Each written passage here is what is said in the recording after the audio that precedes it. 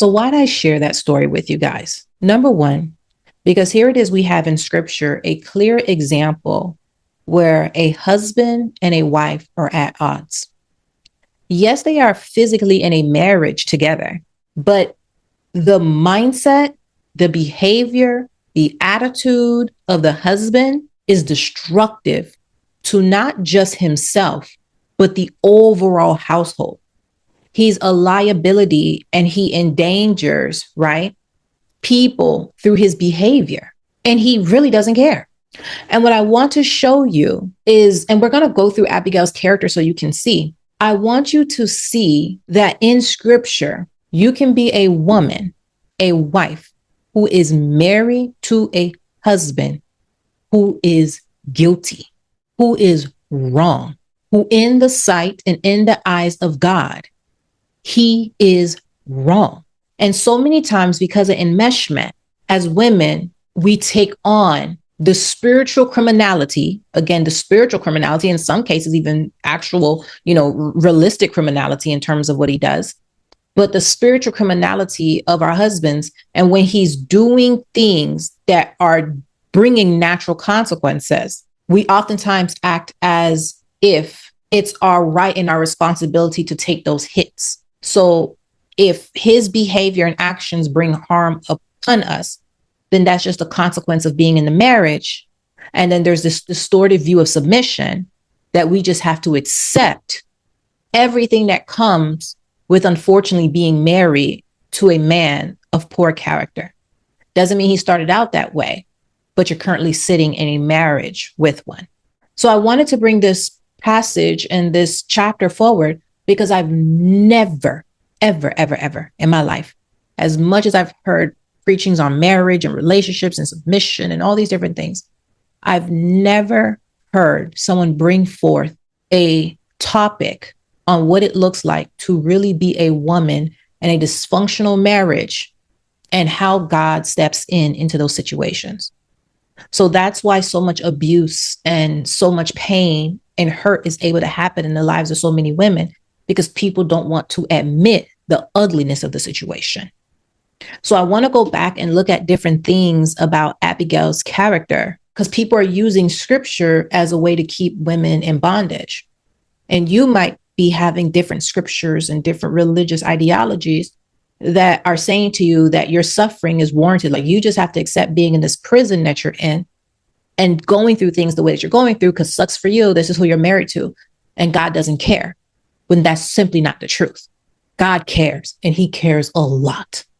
He cares deeply about you, deeply about you. So let's go through this, right? So Abigail, obviously the scripture says that she is wise and she is intelligent. But let's look at some of the things that she does. First of all, Nabal, once he gets this information and he completely insults the messengers, how Abigail gets the information about what occurred is through the servants. So right then and there, that reveals to you something about her character, which is that she's teachable and she's approachable and she's not high and mighty, because look who brought this information to her. The scripture says that it was her servants. And look what they said in 1 Samuel 25, part 17, it says, the servant says to Abigail, now think it over and see what you can do, because disaster is hanging over our master and his whole household. He is such a wicked man that no one can talk to him. First of all, it's the fact that she is willing to accept somebody telling her the truth about her husband. In today's society and culture, many women will defend and deny that what people are experiencing with their spouse is real.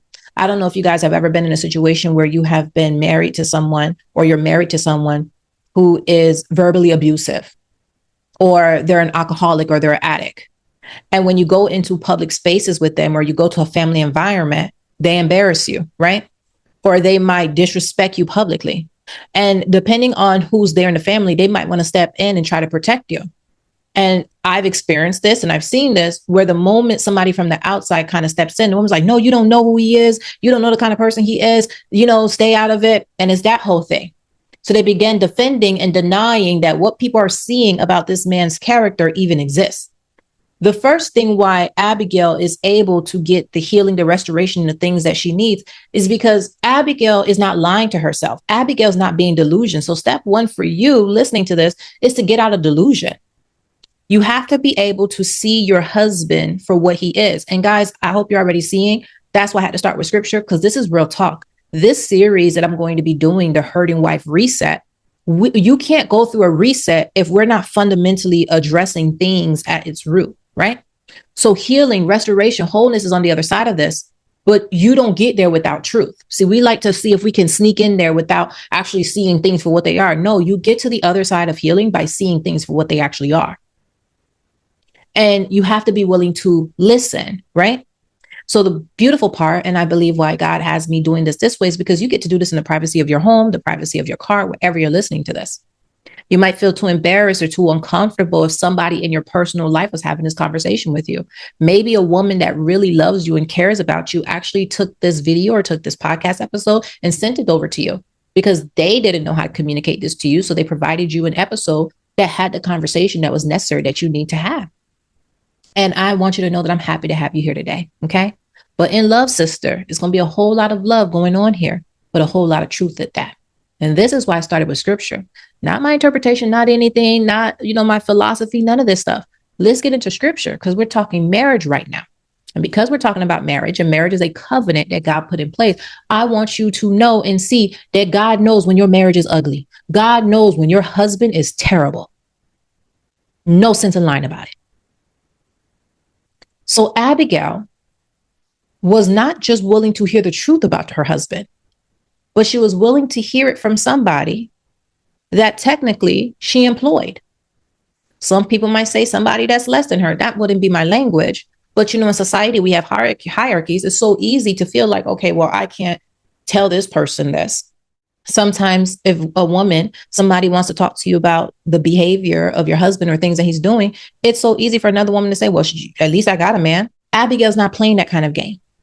Abigail's not sitting here trying to be prideful and try to dismiss what somebody has to say that's truthful by judging them and their status or judging them in their class and saying that, well, you don't have the right to tell me the truth because this is who you are. No, the scripture is so, chef's kiss, God, because he allowed you to see that a servant delivered the information to her. A servant provided her the clarity. So it's important for you as a woman, when you're getting that truth, you have to stop looking at, is it coming from an unmarried person? Is it coming from a divorced person? Is it coming from a single person? Is it coming from somebody? No, are they speaking the truth? Let me not get wrapped up in the way I want to classify them and do all these different things so I can minimize them in the words that are coming out of their mouth. Are they speaking the truth? Because the servant was telling her the truth and she did not defend it. And let me show you how much more. The scripture goes on to say that after the servant said that, and the servant said, listen, nobody can even talk to that man. The scripture said Abigail acted quickly. She got the information. Wait, he did what? Say less. She's not sitting here going back and forth like, maybe the servant's jealous of me. No, I know who my husband is. And when you know who the person is and you know their character and you're not delusional about it, you can have quick response to what's really going on. And then you begin to see all the things that Abigail does, right? In preparation to go meet David, because now she understands that, hey, listen, thank you. I received this wise counsel. Now let me act wisely with it. She goes and meets David. And David says to her in 1 Samuel 25, verse 33, after she's encountered David and they've had that exchange, he says, may you be blessed for your good judgment and for keeping me from bloodshed. Let's back it up. Hold on. Her husband, Nabal, clearly didn't want to give David anything, didn't want to honor him and pay him his proper respects for what he did. Okay. And you have to understand that this is a festival time. This is how terrible what Nabal was doing was. Not only did Samuel pass away, in that culture during that time period, it's a festival. And when it's a festival, think of it like Thanksgiving, right? Just think of it almost like a national Thanksgiving. And when people are in this type of environment, there's an exchanging of gifts. There is no such thing as somebody not being able to celebrate the festival, right? So if you see your neighbor on the street and they look hungry, hey, I'm inviting you in.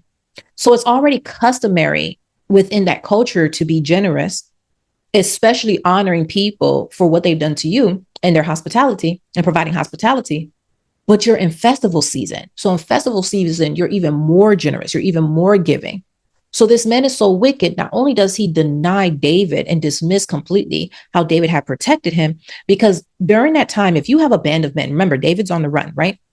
He's with 400 soldiers moving through, the different countryside, the mountainside, all these things. If you have that many men, very easily they can be bandits. Very easily, because they have to eat and do all that, they could just go through any village. These are all warriors and take what they want. And in natural customs, that's what men would do. That's what the vagabonds of that time would do. They would just take what they want, take the women, take the sheep, take the food, and just go.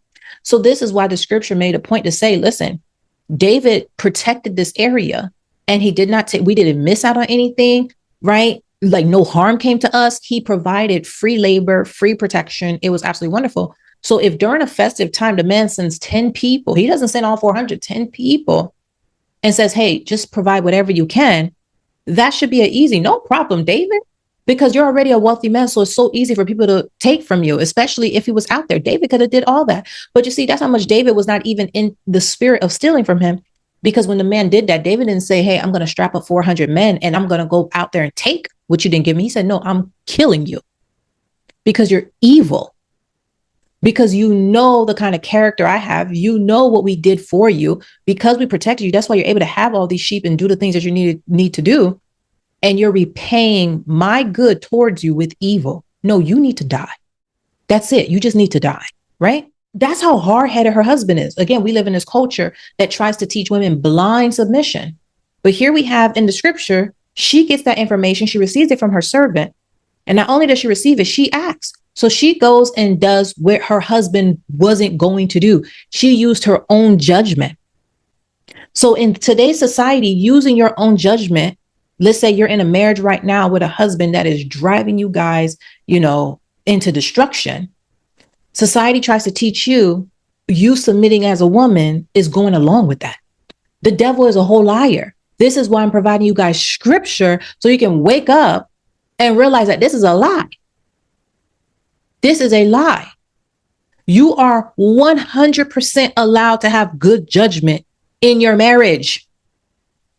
Being married does not mean that common sense suddenly is no longer on the table. The moment you say, I do, common sense don't belong here no more. The devil is a liar. That's a lie from the pits of hell. And it's so important because so many women have this animosity and this anger towards God and anger towards the church because they feel like that's who put them in this kind of bondage. God never told you to do that. That is society and their traditions and their interpretations of the scriptures, and not even interpretations, manipulations of the scripture in order to create a type of environment and a culture that allows them to source out and get what they want out of it.